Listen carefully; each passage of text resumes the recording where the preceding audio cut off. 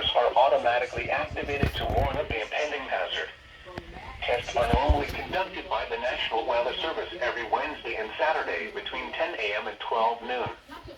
When there is a threat of severe weather in the area, the test is postponed until the first good weather day.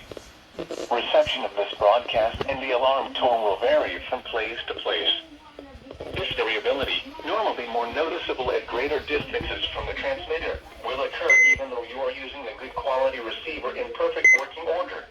The warning alarm will be activated for severe thunderstorm, tornado, and flash flood watches, and for severe weather warnings affecting the following counties in the KIH 54 listening area: Bibb, Blunt, Chilton, Coosa, Jefferson, St. Clair, Shelby, Tuscaloosa, and Walker. This has been a test of the NOAA Weather Radio Warning Alarm device. We now return to our normal programming.